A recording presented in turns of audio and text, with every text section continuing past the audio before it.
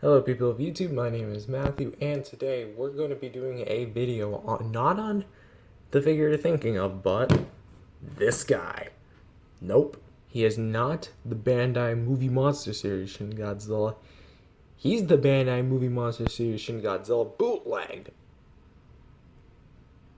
Yeah, big difference. To this day, I'm still baffled. I have not made a video on this guy yet. But guess what? We're giving him the spotlight. So we might as well start off with the pretty much the paint actually, because if you know the Bandai Movie Monster Series Sculpt, which you should by now, that figure's 4 years old, 5 years old maybe. Get with the times, buddy. It's pretty much all that, but just in a glossy black plastic, but kind of mellowed out the detail a little bit. Something I actually like is the dorsal plates. This isn't really a gimmick or anything. It's just something I really like to do. If you move the dorsal plate kind of around, it kind of moves the other dorsal plates around too. Not sure why you'd want to do that. It's kind of just fun to mess around with. Also, these are very gummy dorsal plates. Like, these are on par with NECA. Maybe it's not as gummy as NECA, but still pretty dang close. While we're on the subject of the dorsal plates, I want to make a quick mention that a lot of people seem to think that Shin Godzilla's back plates are almost like the 54 plates.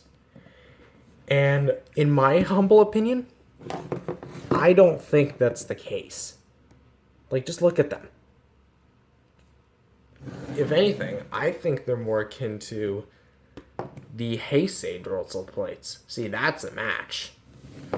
Anyways, moving on.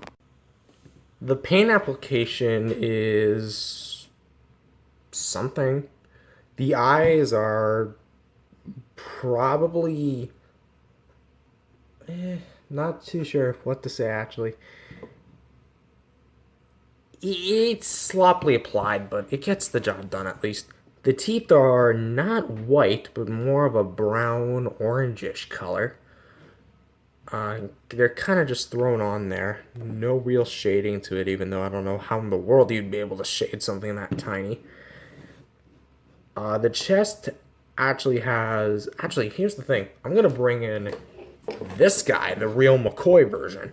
And you can see that both of these Godzillas actually have opposite problems from one another in terms of the chest paint.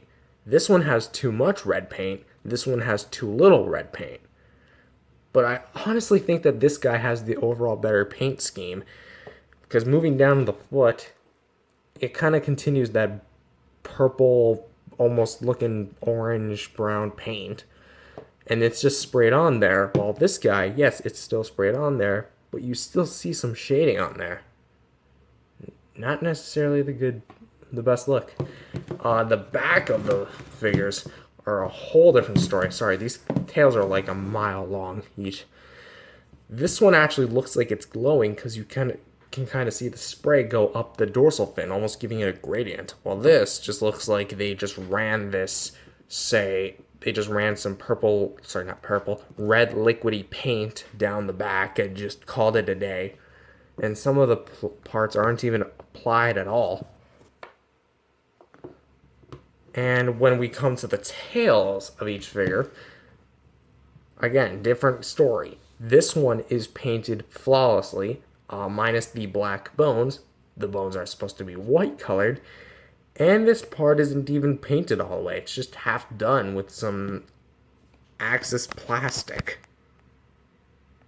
Yeah, not the best look for a bootleg. But still, from the distance, it almost looks like these two are pretty much the exact same. This turned into a comparison, so I might actually put comparison in the title after all. Also, by the way, it turns out he's taller. The original. Moving on to posability, we have articulated shoulder joints, so you can rotate them all the way around like that. Same with this one. The legs can go forward and back. Jeez, those are very clicky almost. The tail actually moves right here, and another joint right there. But believe it or not, this guy actually wins in the articulation department because while both are matched in the arms and legs, this guy, even though it looks like it, doesn't actually feature a tail joint. You can see it's glued on there by glue seals. While this is something you attach on and therefore makes an articulation point. So I say for articulation, this guy wins the bootleg. And we're not going to do size comparison because you should already know how big this guy is compared to this one. But for my final thoughts, I'm going to get a lot of hate for this. But I'd say it's a tough call though. He's the better figure by a smidge. Well, okay, he's not the better figure. How do I properly say this? In terms of the average collector, I think people are going to more steer towards this than this, even though people might intend to buy this but get this instead. Because let's be honest, eBay sellers are pretty scammy nowadays. Yep. So overall, which one is your favorite? I guess you can't comment that. Kappa, again. But yeah, that's kind of a small little review / comparison. Overall, this guy is very good. I'm surprised I still haven't made a video on him yet. So here's your grand introduction. Get out of here. This is my video. See you guys later.